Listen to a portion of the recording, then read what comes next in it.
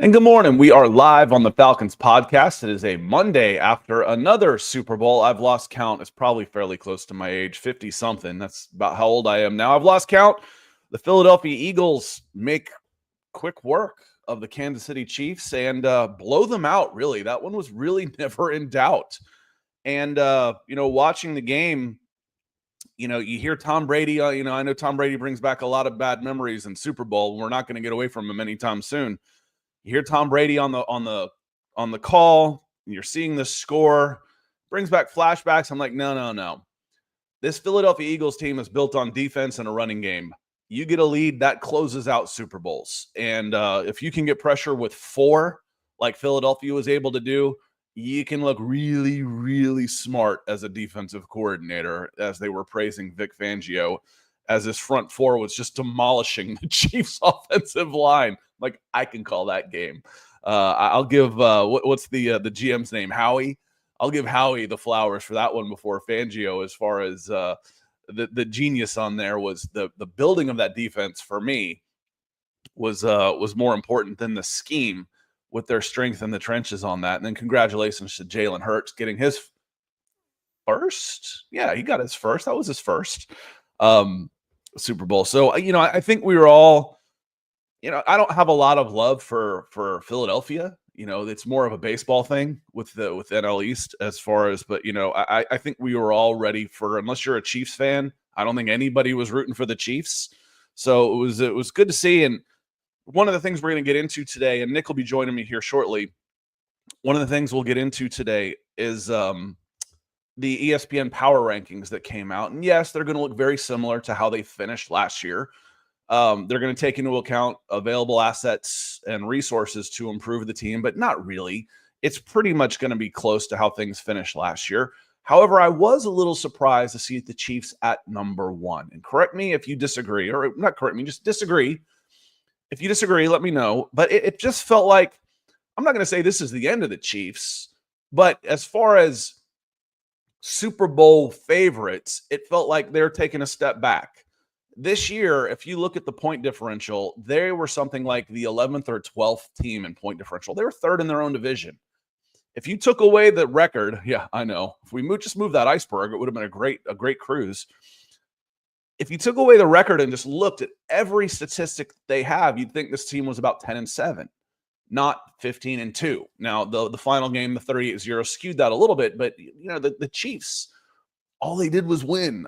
I know all Chris Carter does is catch touchdown passes, but they didn't feel like the dominant team that was, going to be a Super Bowl favorite here in the next couple of seasons. Now, Patrick Mahomes will give you that window for a long time. So the idea that he can't catch Brady, as tough as that may be, is still there. Patrick Mahomes could play another 10 years, get a few more Super Bowls, but it doesn't feel like they're the number 1 team that should be the number 1 team in the NFL going into next season. But we'll see. But we go live on Mondays and Wednesdays because we like having the conversation with y'all. And I like having the conversation with y'all. And I'm glad you're here joining me this morning. And wanted to say hello to Rusty. Good morning, Rusty. He comes in nice and early. He says, watching Philadelphia last night shows you how far away we really are. The Eagles hit on all their draft picks. That gives them the ability to pay players in free agency. We are doomed in Atlanta. Rusty, the sun came up. It's going to rain here for a few days here, but for me, it's baseball season. The first high school baseball game of the season is tonight, so I'm excited. It's time to be excited. And yes, the Falcons continually do stuff that make them one of the 5 worst franchises in NFL history. But if we did, I always love the song by the Offspring. The line, "The more you suffer, the more it shows you really care," right? So Falcons fans have suffered. They've definitely suffered.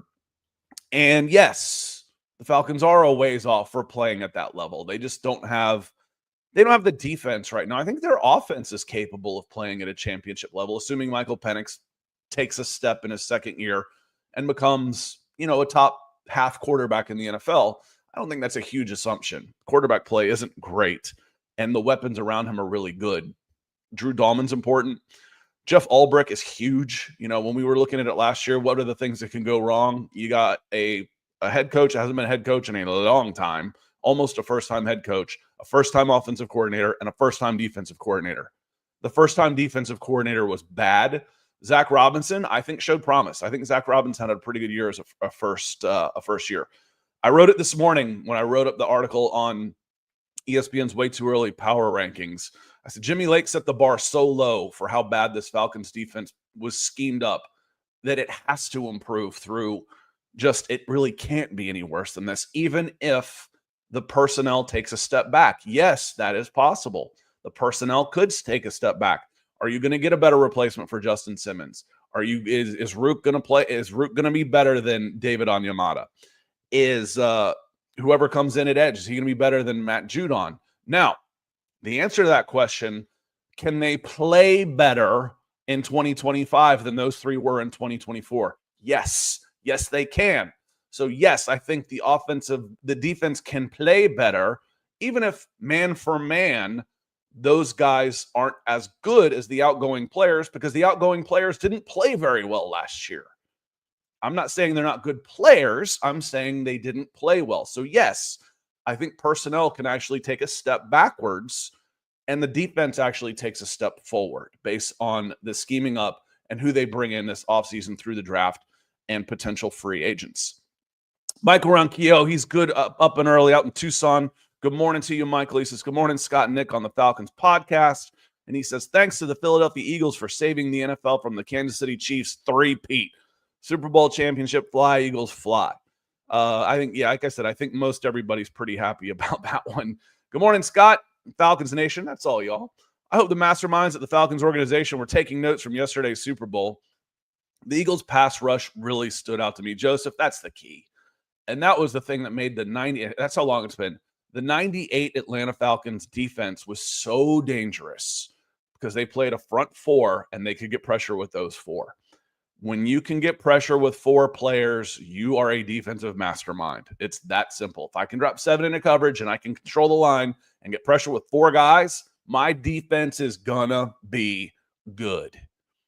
The Falcons haven't really ever built through the defensive side of the ball. As we were going through writing about the hiring process of Jeff Ulbrich, who had, I think, 3 consecutive top 5 defenses to finish in New York. The Falcons have never had a top 5 defense. Well, not since the 70s. So might as well be never. A top 5 defense in yards. And they've only finished top 10 3 times in the last 40 years. Were they paying attention? Have they ever? When it comes to building a defense, it's been a long, long, long time since I felt good about the defense that was being put on the field. You know, you hire these defensive coaches and Mike Smith, and then you go to Dan Quinn. Then Arthur Smith was an offensive hire. Then you go back to a defensive coach in Raheem Moore, and all of a sudden, Raheem Morris. Sorry, I haven't done that in a while. I covered Raheem Moore in LA in high school out of Dorsey. Raheem Morris, another defensive guy, and it's like, okay, we're gonna invest everything in offense. You're gonna scheme this up because you're a defensive guy, and it doesn't work like that. So it's time to go defense this offseason, isn't it? Past time. Edward, good to see you. He says, make sure I'm not muted this time. Let me scroll to the bottom. He says, good to see you. He says, Jordan Davis in 2022, Jalen Carter in 2023, Cooper DeJean in 2024, all could have been Falcons when the pick was available, not to mention Pat Surtain in 2021. Now, I call this, Edward, I say what I will not do is hindsight scout, is as far as like what I would have done. So of these picks, I never said Jordan Davis at 8. We talked about it, that was before Onyemata came in, and can it free up? So it was talked about. But in 2022, my pick for that spot at number 8, because it wasn't a huge, there were some really top guys, and then it kind of fell off a little bit, was a non-premium position again at number 8. If you trade down. That's what I wanted to do. Was Kyle Hamilton in 2022. Now you're okay with Drake London. Drake London's a hit, but Kyle Hamilton ended up going 14 to the Ravens, And I think he's got a pair of all-pros to his name already. He was all-pro last year, all-pro this year, top 10 in defensive player of the year. I would have gone Kyle Hamilton in that spot. 2023, yes, Jalen Carter was the guy that was risky. However, talked about the idea of the character concerns. Did he need a change of scenery? It was a good spot for him in Philly with the veteran leadership and team there. But I really would have liked dropping Jalen Carter into a room with Grady Jarrett, David Onyemata, and Calais Campbell. Talk about mentors. And then Cooper DeJean, remember, speaking of an Iowa guy, there he is right there is Nick. Remember, where the Falcons originally picked, Cooper was already gone. I think they had the 45th pick, but they traded a third and that second to move up to 35 and took Rook.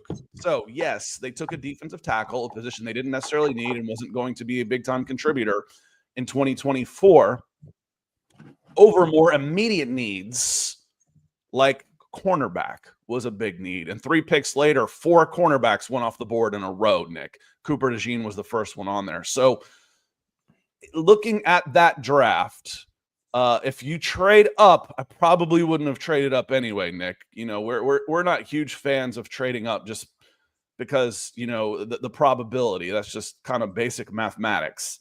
But if you look at 35, Rook went 35, 36 was Johnny Newton, wide receiver Jalen Polk, 38 was Tavondre Sweat, 39 was Braden Fisk, who was a monster for the Rams this year. Cooper DeJean, Kool-Aid McKinstry, Kamari Lassiter, and Max Milton started the run of 4 straight corners. I'm not saying Rook was a bad pick at all. I think he could end up being a very good pick. He just wasn't going to help the team in 2024 the same way a cornerback would have. Yeah, you mentioned the defensive tackle run there.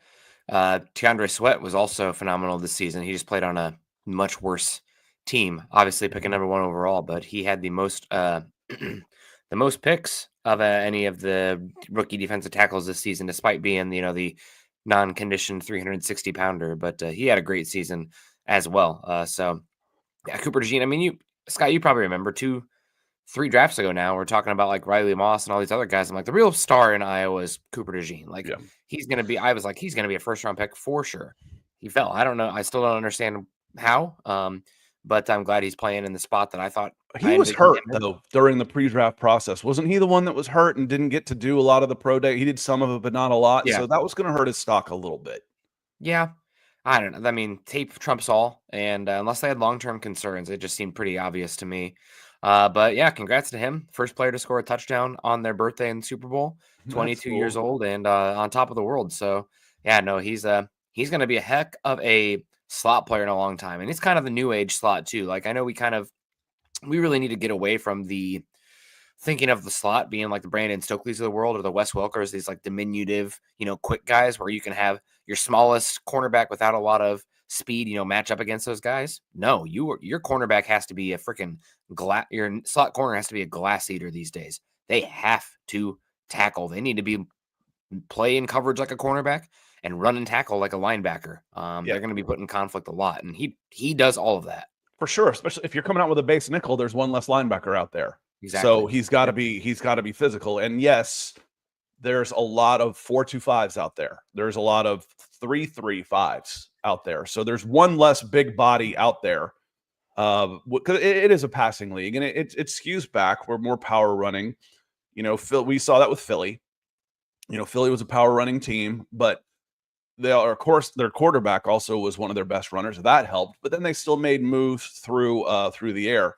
Edward, there was I agree. I think DeJean, if you're at 35 for the most immediate help, you look at corner safety. If there wasn't an edge, because edge was still the way to go for this team. It's been that way for a long time.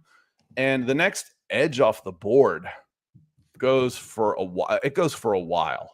I haven't even found another one. You know, it was Chris Jenkins, Michael Hall, Marshawn Nealon. I mean, so there wasn't really a second round edge, and the Falcons didn't think enough of Braylon Trice to take him in the second round. So cornerback, as far as a premium position, and again, this draft last year had zero to do with win now. And I said that after the draft, after, we got over what are the Falcons doing, spending $90 million and then drafting like this. It's like, flush win now out of your brain. Just get rid of it. And this draft makes sense. You drafted all players that will replace your 30-somethings at core positions: quarterback, interior defensive line. You drafted 3 of them. You only get to keep 2 because you were deep enough. You didn't have room for the third one. But it was 3 defensive linemen, an edge, and a quarterback. This was a 2025-2026 draft, and Rook should play a lot this year. He should play a lot. And I liked what I saw from Rook. So I'm not ready to call that a bad pick. It just wasn't an impact pick. Cooper would have been an impact pick for this team last year. Yep, and you're not drafting for, I say this all the time, and I try to get this in Broncos country's brains as well. I mean, if you look back in hindsight, your round 2 through 4 picks, how many of those guys are actually year 1 contributors? You see some flashes in there, but really you're drafting those guys for years 2, 3, 4 of their contracts as development guys who can fill voids. So again, now that doesn't mean they will, right? We talked about why don't we like to trade up? It's because we don't like to have less picks, because we know that the probability of hitting, it's better to have more dart throws. But we got GQB Custom Kicks coming in here. Greg, good to see you. Said all that skimming by to win finally caught up with the Kansas City. Philly exposed Kansas City without argument, especially Kansas City's O-line. Atlanta's O-line is steps ahead. Atlanta's O-line is much further ahead. They also have a running back who I think Atlanta had like a lot of the best run blocking metrics this season. I don't think you can watch them and say that they compared to the Eagles or a team like the Lions overall, like just the grounding or the dominating nature. I think Bijan actually helps a lot with those metrics. I don't think any running back in football actually sets up the offensive line as well as Bijan does for the running, just as a different pace to him. But Atlanta's offense is steps ahead. The issue is that their defense is 4 or 5 steps behind. But you can turn around defenses. You can. It's hard to do without free agent dollars, but it's easier to do than the offense, which if you don't have a quarterback, good luck. Yeah, and that's what I said, Nick. And I'm not sure if you had hopped on yet, just about the overall personnel could actually take a step backwards. Man for man. If I'm looking at Madden ratings, Madden ratings stay too long. But if I'm looking at number ratings, and I look at Justin Simmons, if I look at Matt Judon, if I look at David Onyemata, the guys that they're replacing them with might not be as highly rated, but they should play better. Just based on this, the scheme was so bad in 2024. It will go down in my mind as the worst coach Atlanta Falcons defense. Not the worst defense I've ever seen, because we've seen some awful stuff, but the worst coached Atlanta Falcons defense I've ever seen. And it should be better, even if there is a step back. And you shouldn't have the problem this year, Greg, Nick, of you're always drafting for the future. But whoever they draft in the first round, if he's on defense, should be, if they hit, an immediate impact player. And as they get the draft, we're plugging them into the starting lineup. Whether that's where they end up, whether it's edge, whether it's linebacker, because I'm not counting on Troy Anderson to start, whether it's cornerback or safety. Number 15 is a starter next year if they go defense. Yeah, and I will say, right now, you probably already mentioned this as well, the Falcons with only 4 draft picks, but you do have 1, 2, and 4, right? And I think in this class, from what I've watched so far, I feel like there's a pretty stark drop-off after pick 120 or so. I think we have a record number of underclassmen not coming in because of the whole NIL stuff. So I don't think the depth is great. I think it's probably, there are home run picks in this class, but the real value is probably pick 20 to 60. If you can get a bunch of those darts there, I think that'd be the move. Obviously, Falcons love to trade back, I think, from 15, but it really depends on who falls. And I'm still early in the process. We'll see what happens. I'm still interested in Shamar Stewart. I know that you're not as interested after the Senior Bowl. I've been back and watched Not some even of after the Senior Bowl, just the profile. Just why? I mean, 3 years. The guy had 4.5 sacks in 3 years. I know. I just see the athleticism. 4.5. I mean, those are Steven Means numbers, dude. I know. It's scary, but I feel like that's kind of where you're at in this cycle. I don't know. We'll see what happens. I'm me, Scott. The athlete, if he runs and jumps like he's supposed to, and again, I think we talked about it on Wednesday, I would watch the Texas Tech tape, and it feels like the technique that I've heard used, and it makes a lot of sense, is he's surfboarding, right? So he's not actually asked to penetrate and attack and use those tools. It's completely Why? eyes in the backfield. Why? Because why I is think he not asked to do that stuff? Can he do that stuff? That's why he didn't show it at Senior Bowl either. I thought he did kind of show it at the Senior Bowl. There's some cornering. I thought he had some for his weight. I thought it was pretty good, but we'll have to go back and go through it. It wasn't as flashy as Mike Green, but I don't want him he's at a smaller 15. player. I do not want Shamar Stewart at 15. And I would love for that to be a hot take exposed because the guy ends up being the second coming of Bruce Smith. Yeah. But I don't think 4.5 sacks in 3 years for a first-round draft pick scares the bejesus out of me. And Sam coming in talking about draft, he says, "Sup, Eagles win kind of discouraged me. How he hit home run after home run, and I just don't have the confidence we can build that caliber of team." Yeah, you look at both sides, and you look at, okay, when we were on the clock in Atlanta, they took this guy. I think Nick Bolton and Troy Anderson were picked like real close to one another. Troy Anderson can't get on the field. Nick Bolton, who's still 24 years old, has 2 Super Bowl rings. It's funny how that kind of stuff just seems to happen. It seems to happen. And that's why the scouting and the team building, it's one of my favorite things to do, is why we do this. It's so important. And Nick, yes, congratulations, Vic Fangio. But as I said at the beginning, and I'll say it over and over again, if I can get pressure with my front four, and they're big guys who can also control the front and slow the running game down, if I can get pressure with my front four, I'm going to be a good defensive coordinator. Yeah. I mean, they didn't blitz a single time in that game. I don't know if you saw that, Scott. Mahomes was under pressure about 50% of the time. They dominated up front. I mean, it should have been, 40-22? Should have been even worse than that. They had a garbage time touchdown, and they had a great game. Carter, Sweat, Williams. I mean, even the old man, Brandon Graham. Great to see him back out there. I know he got hurt early in the season. They thought he'd be done for the year. So a lot of first-round picks. Jordan Davis on that defensive front as well, and varying degrees of hitting, but the waves that they had were pretty darn great. Terry Clark in here. Good morning.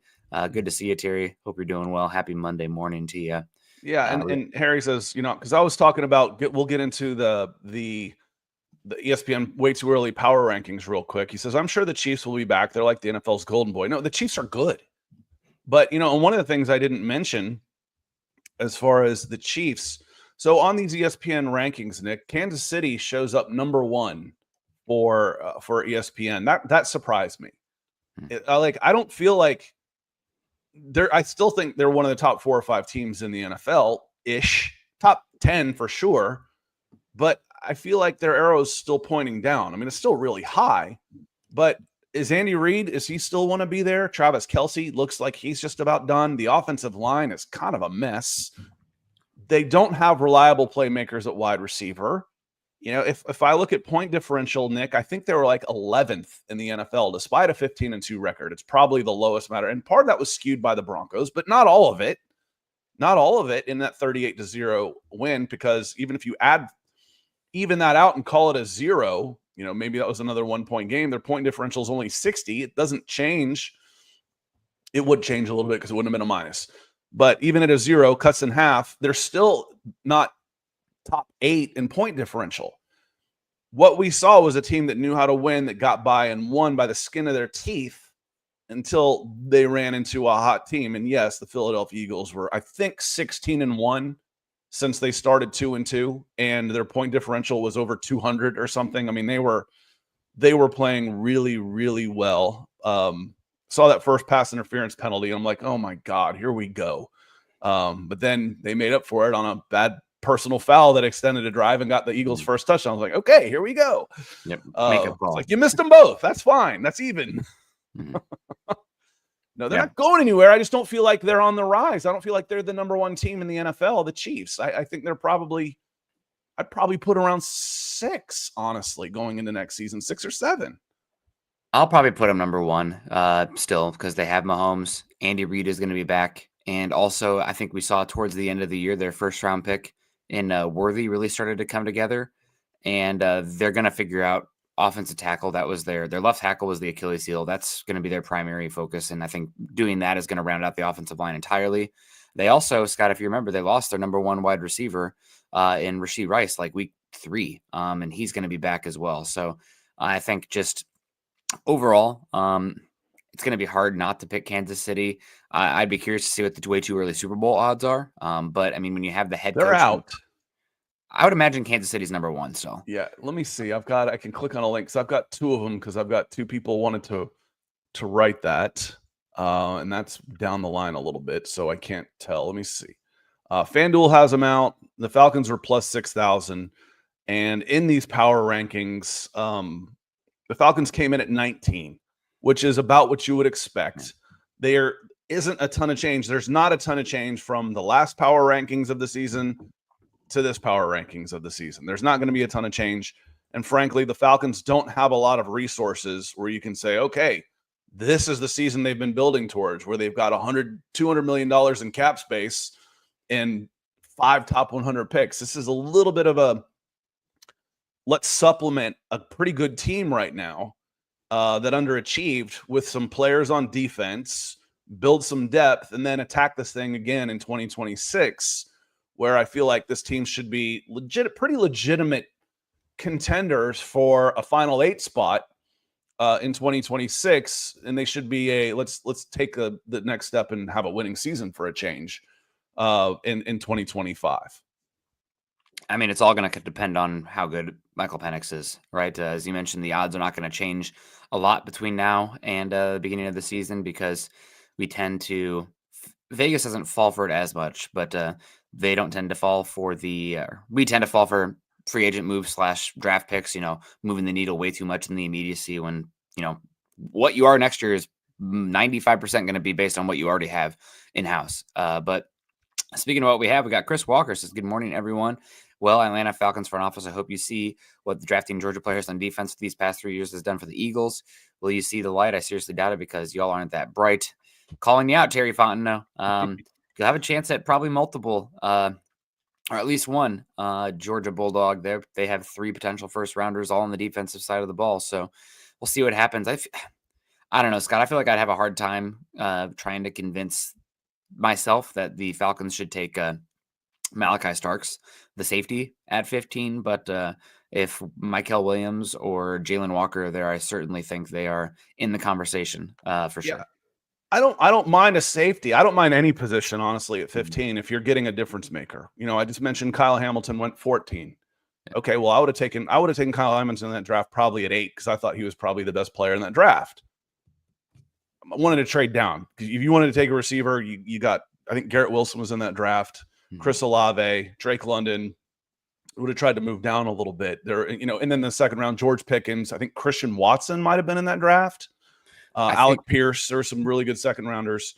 Maybe Jameson Williams too. Yeah, trade down. That was the other one that went. It might not have been Wilson. It might have been Jameson Williams. But there was like 3 that went in the early teens right after London went. Yeah. Trade down, man. Pick up another second rounder. The Falcons need more top 100 picks, and they've never traded down. I don't get it. I don't know why, but part of it's what are you getting in return? If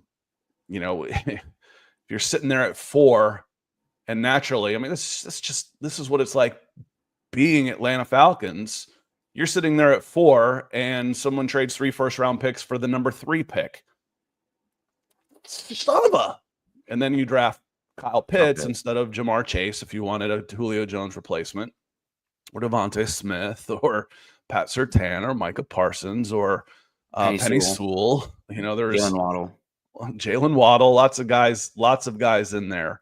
But there's been some mistakes in there. There's been some good stuff. Like I said, I got some pushback. It's like you can't give Terry Fontenot an A+ on his pro scouting signing of free agents because of Kirk Cousins. I'm like, yeah, I know. I agree with that. But other than that big iceberg, again, other than Kirk Cousins, he's been really, really good at signing free agents. I mean, you don't win 7 games with that roster in 2022 unless you get some really good contributions from guys making $1 million. We've been really good at it. And then the big money free agents, other than Kirk Cousins, have been hits. Jesse Bates has been a home run, but the what if game, if you take Kyle Hamilton, maybe use that money on Jonathan Gennard instead of or Daniil Hunter, or Montez or Sweat. Was it Josh or Montez? Who's the one that went to the Bears when he was available from the Commanders? Montez. Or Sweat. You're able to do that and address the edge position. And going back to one of the very first comments, from Rusty talking about hitting in the draft lets you play around like that in free agency. What's the biggest non-draft acquisition the Eagles have had in the last 5 years? Barkley. I would say AJ Brown. Oh, yeah. I'd go AJ Brown. And then although AJ Brown, you got via trade in the draft. That's an acquisition. Yeah. Acquisition. They spent a lot for him, and then they signed him to a big contract, a big second contract. Yep. But they're able to do that because they have drafted really well. Oh, and then because we built a good team, now we can go get the best running back available. Him and Derrick Henry. Let's just have our choice, and we'll throw more money at him than anybody else. So yes, hitting on the draft and not putting yourself in cap hell again, it's important. It's important. And I will say just the history of Howie Roseman. He's been there since 2010. He's had 15 first-round draft picks in that time, 16 if you want to count the one that he sent off for A.J. Brown. And he has never, that's not true. Only 1 out of 15 draft picks have been used on a non-premium position. And it was a massive bust. I think in 2011, 2012, he took interior offensive lineman from Baylor, Danny Wilkins, who did not work out. But other than that, he's really just leaned wide receiver, defensive tackle, edge rusher, cornerback, quarterback. Every single first-round pick, Scott. There's been some misses in there. Of course, he took Louisville edge rusher Malcolm Smith. That was a miss. He took Washington State offensive tackle Andre Dillard. That was a miss. But, I mean, a lot of the foundational pieces of this roster have been because of the constant dice rolls on those premium positions in the first round, and then finding your linebackers, your safeties, your tight ends, your interior offensive linemen, day 2. So, again, is it always going to work out? No, I mean, the Falcons have used a lot of relatively premium resources, not first rounders, but on the front 7, and it hasn't necessarily worked out. But again, what do the Eagles have done? 15 draft picks is a large enough sample size, and to not use a single one on a linebacker, a tight end, a running back, a safety, 1 on interior offensive line, probably a little bit to the math there. Yeah, it's about 95%, maybe a shade less off the top of my head. 94% have gone towards premium positions. The Falcons are at 50% through 4 drafts. They went tight end, non-premium position, the highest drafted tight end ever, and running back. And the running back is really, really good. Bijan is really good. But from a cost and team building perspective, you'd rather have the all-pro defensive tackle. But again, that one's bias. Hopefully learn, because as Corey says, appreciate you, Corey. Thanks for the super chat, my friend. He says the Eagles are a constant reminder that the Falcons make things too complicated. Pass on Fangio, pass on UGA players, pass on DeJean Farouk, and not getting the impact player at a premium position, the immediate impact player. Because again, Rook wasn't drafted for 2024, so we can't pass judgment on this draft class. You really can't do that anyway. I mean, that's a mantra. We put up rankings, etc. But the Falcons 2024 draft class was specifically built for 2026. It was all backups for 30-somethings. That's what they were going to be in 2024. 30-something quarterback, 30-something defensive tackles. That was the entire draft. This is a 2026 draft. But yes, and this goes way back. Dan Reeves, may he rest in peace, was a fantastic coach, Hall of Fame coach. Horrible general manager, got himself run out of at least 3 jobs that I can remember by being a personnel guy. Atlanta Falcons, New York Giants, Denver Broncos for trying to tinker with personnel. He was always trying to outsmart the damn draft. And it was just so annoying, whether it was trading a future first for a run blocking tight end after, in the 1999 draft. Can you imagine doing that now? That first rounder ended up being Jamal Lewis and for the Baltimore Ravens. The next year, after Jamal Anderson hurt his knee and the Falcons tanked in 1999, Or instead of taking the big school, big production, big guy, he'd go draft an unknown from Texas Alcorn, West Alabama State, just to prove how smart he was. God bless, that pissed me off. And yes, well, we're going to show everybody, we're going to draft the highest tight end ever. We're going to go with a non-premium position here. We're going to sign a quarterback for $90 million and then draft all backups in the next draft.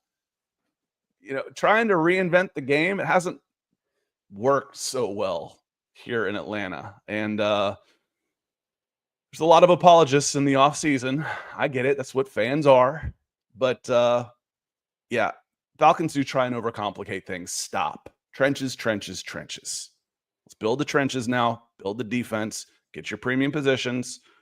Hire good people. Go to work. Sounds easy enough, right? Yeah, and it's not just another thing about, building the trenches on the defensive side of the ball. And I'm running into this with Broncos fans right now. It's not your first four. It's not your first five. It's your 9 guys who are getting snaps that you need to. Unless you have 9 Pro Bowlers up front on the defensive line, guess what? You have the ability to upgrade and improve the unit, and that should help the defense a lot. And defense, like offensive line, it's always about the sum of the parts. There is a little bit ability to hide a lemming, so to speak. Now, if you have somebody who's absolutely horrific, especially at tackle, they can be harder to hide. You can hide somebody on the interior. The defensive line, though, it's not about hiding. It's about, do I have enough one-on-one winners? And I think that's more related to your early draft picks than the offensive line. So, again, if you want to have waves of guys, you want to have a bunch of talented dudes, and just continue to throw top assets at it. And this is a draft class, Scott, where, again, we're advocating for edge pass rush, mostly with 15 right now. But it's deep. Also, there's a lot of options on the interior defensive line and edge, specifically in the, pick 33 through 100 or whatever. So don't be afraid to double dip. If you trade back from 15 or whatever your second round pick is, take more because you're going to be playing 8-9 guys. I know you took a few last season, but we're still waiting, right? So don't be afraid to just continue to hammer it. And again, is that going to make a huge difference on the 2025 Falcons per se? No, but you're building the floor up in that scenario and adding talent that should just have a amplifying effect the further we move along in the future of those contracts. Yeah, I had no problem with going trenches. Again, the problem I had was spending all that money on Kirk Cousins and then drafting backups. Mm-hmm. That just doesn't make any sense. And it just didn't and doesn't and hasn't. So, but what you said is what the Falcons did last year. They went and they drafted 4 guys, and if you count Bertrand, 5 on the front 7 last year, and their quarterback. Okay, great. That's a 2026 draft. That's what they're building towards. It just went counterintuitive to their free agent spend. The other issue with that, Scott, is that last year was not a very good defensive draft overall. Looking at the names of the edges and whatnot, and I'm like, ugh. We're dropping all the way down to Braswell and Nealand there because we don't have a lot of picks for a long time. This year, a little different. I feel like it's much, much deeper. Granted, last year's defensive tackle run that you had there early second round, some pretty good names there. But this is a deeper class in the trench players. Yeah, there's really no excuse not to come out of number 15 with an impact defender. There really isn't. Assuming you hit, but going back to outsmarting yourselves. That's what scares the crap out of me about Shamar Stewart. Yeah. Oh yeah, he's 6'6", 285 pounds, and he's going to run a 4.52 and jump 38 inches and not sack the quarterback and not hold an edge. That to me, that's outsmarting, trying to beat the system. I don't want that at 50. This team can't do that. The Ravens can do that. The Steelers can do the Eagles can do that. They can afford to take that risk. The Falcons can't. Yeah, I understand. Again, if he passes the character test for me, that's just the profile that I'd be willing to bet on. Again, on the tape, I will push back on one thing you said. He is an elite run defender. You said he can't set the edge. He sets the freaking edge. So I'll push back on that. But I'm with you. I almost wonder if it's like a little bit of tightness. It's like kind of like how, if you remember Clowney, like all this big athletic profile, he'd get in the backfield and he could never finish because he just did not have that little subtlety in the movement skills. It was too much momentum exploding forward, so he could not Could do a finish. standing bat flip in full pads in high school. He's one of the most impressive human beings I've ever laid eyes on. Yeah, but I do think that, he's a little bit more.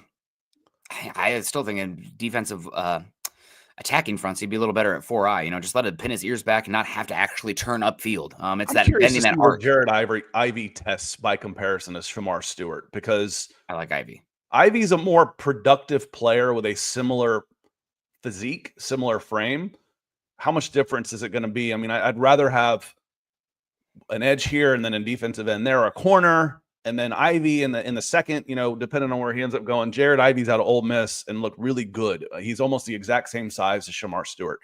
Enough about Shamar Stewart. Over the weekend, ESPN insiders or NFL.com insiders, Ian Rappaport and stuff, started talking about the radio silence that's going on between the silent treatment that's going on between Kirk Cousins and the Atlanta Falcons. This shouldn't be all that surprising to me. It's just another indication that a divorce is coming. The idea of well, he could be a backup, and what are you going to do about a backup? It doesn't matter. You don't want a player who doesn't want to be there, who is being held hostage to his contract in the quarterback room. You don't want that. And after he came out and said his piece, by the way, I was injured. Everybody knew it, but we didn't want to say anything. He's trying to make himself more viable to other teams. And he's also saying, I was trying to cover them, for playing. Yes, I wanted to play hurt. Everybody knew he was hurt. You don't drop off like that without being hurt. And then, the Falcons aren't talking to him and he's not talking to the Falcons. Kirk Cousins will be gone soon. I think the date is March 12th. So we're at about, 4 weeks and counting on Kirk Cousins. Yeah. Well, here soon. Go ahead. So Shamar Stewart is going to have an excellent pro wrestling career. Big sexy Kevin Nash. Kevin was bigger than that. Kevin was a power forward at Tennessee, I think. He was one of my favorite wrestlers. I think he's about 6'10", though, like a legit 6'10", not the made up 6'10" where they add about half a foot to every wrestler. But Shamar, again, I'd be thrilled. I've said all this. I don't want this guy. I don't want this guy. So it's it's in the cards now. He's coming to Atlanta. Love to be wrong. Absolutely love it. On let's get this back. And let's meme together the cold takes exposed, old bad takes of how wrong Scott was on Shamar Stewart. But right now, this is what I think. I'll be curious. You don't have the cut-ups completely for him done yet, do you? No, I don't. Okay, because there's for his size, some of the cornering ability and the strip sacks against guys in space is pretty interesting all the same. We'll see. There's Mike Green, obviously, as well, and somebody who it seems like, listening to the big media folks, Michael Williams is not going to last to pick 15 because he played hurt all season, and that he's a better athletic profile and player than what went on. And there's some extra points for toughness for playing through it when he could have easily, wrapped it up and gotten ready for the draft. But right, Kirk? What was that? There's extra points for playing hurt, right, Kirk? Yeah. No, again, real quick, and I want to put a bow on this, Nick. Sorry to interrupt again.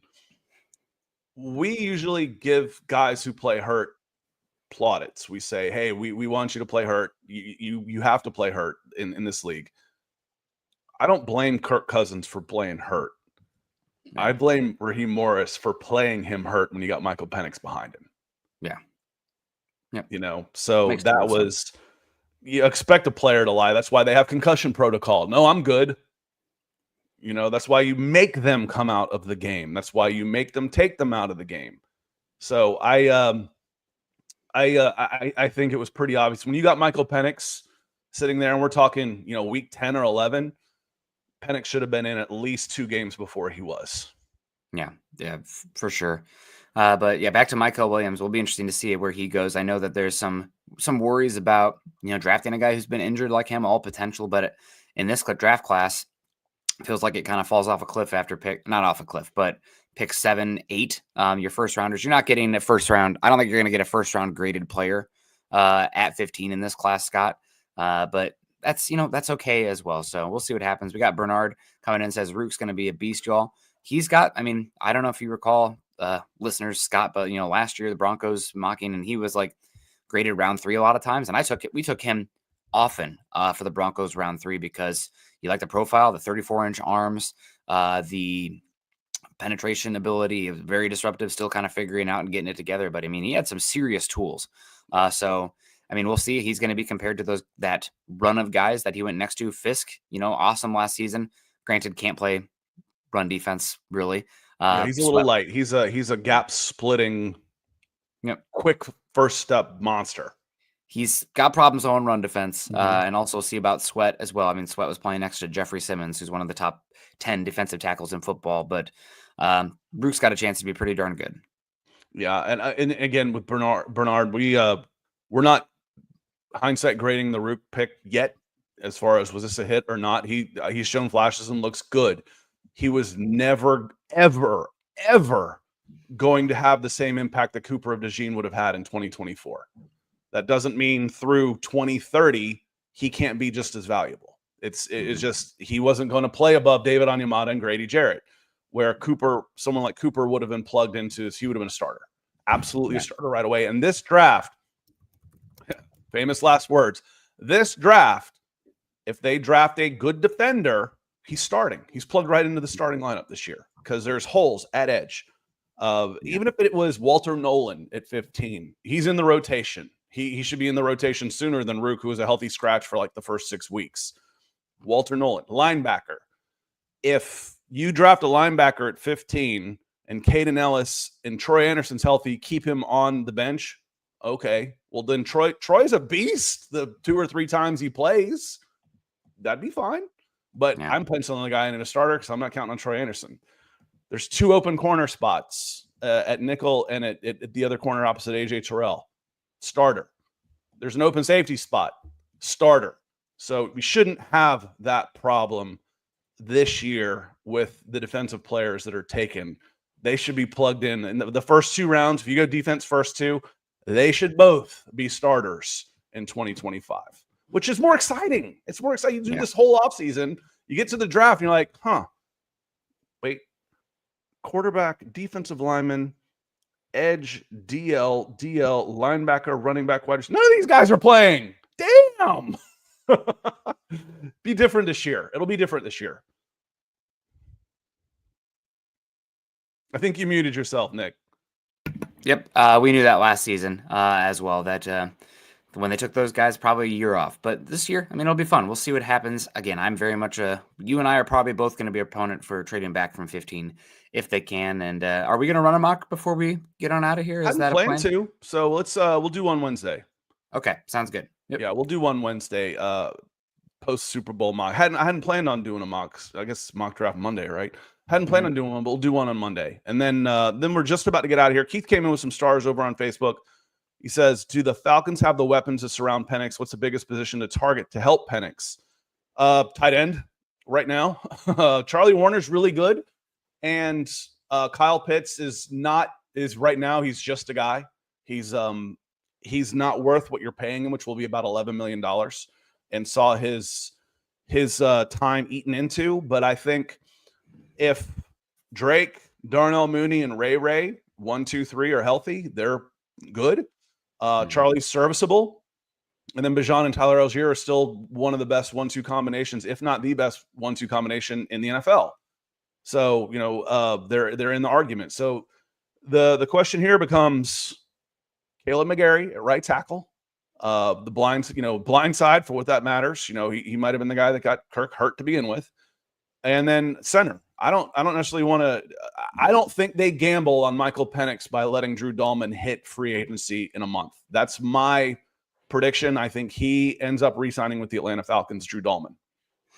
Yeah, as far as helping Penix out with how much shotgun 11 personnel stuff they did out in Washington with him, where he was the most successful. And also we have Robinson coming from Sean McVay, which Sean McVay's run more 11 personnel than anybody in the NFL the last 5 seasons. I guess you could argue that another wide receiver, like an actual X, could make a difference because Drake London playing that power slot, Cooper Kupp role is perfect there. So giving him an X on the outside is certainly something that could make some sense.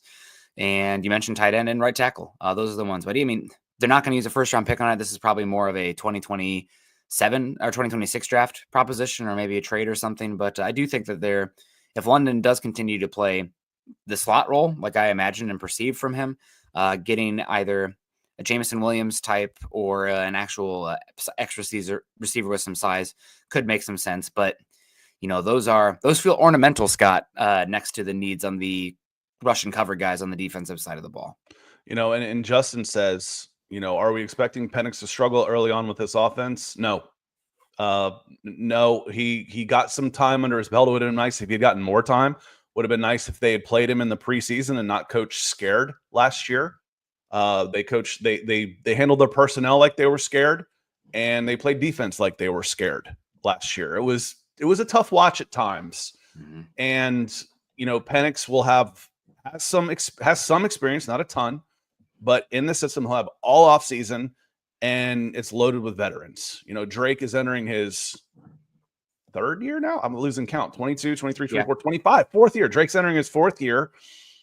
Yeah, that's right. Yeah, that's right. Bijan's entering his third. Yep. Bijan is one of the best weapons in football. Darnell Mooney is really good. Ray McLeod. I wouldn't mind seeing if the right wide receiver is there. I wouldn't be totally shocked if they went wide receiver in the second. I just don't know that there are. I don't know that the receivers are there. That would be a better day 2 guy for me, or early even day 3. Use that 4th round on a wide receiver because does Ray come back to mean? But no, I expect this offense to be good. This should be a top 12, top 10 offense next year. Now let's get the metrics of the defense from the worst completion rate against. It was 70%. Teams completed 70% of their passes against the Falcons. That's unbelievable. Their passer rating against would have been a Pro Bowler. It was higher. It was pushing 100. And that's against some pretty poor quarterbacks. We all know about the sacks. They went on a huge run to finish 31st to get out of historically bad to just second worst in the NFL. So this is about the defense. The offense should be top 15 minimum, top 10 if the defense can get them the ball back more often, Nick. Yeah, the one argument I would have, again, is if you don't trust McGarry to keep Penix upright, that even though the defense needs so much work, the team is going nowhere if the offensive line isn't good enough to protect Penix and make Penix feel comfortable in the drop back game. So again, McGarry's here. We'll see what happens with the contract with him, but that's the one pushback. I agree. Immediacy, Sure. Looking at the roster right in front of you, it's like, of course, cornerbacks, defensive linemen, we'll figure linebacker, safety too, I guess. If you can get a superstar potential guy there, fine. But it all means nothing. And it goes from a 1-year problem to a 5-year problem if your offensive line is getting Penix killed. So that's the one that it's like, I kind of want to wait and see the options there. The issue is that it's a terrible year for offensive tackle. It is just, it's a horrific draft class at the position. All the top guys pretty much are either have an injury they're coming off of, or it's like, yeah, they played tackle in college. He's probably better as a guard. The question was expecting. Yes. No, I'm not expecting Caleb McGarry to be a turnstile and for a new center to be there and be awful. If that happens, then this offense is going to struggle. If your offensive line struggles, you will struggle. But we're not expecting that.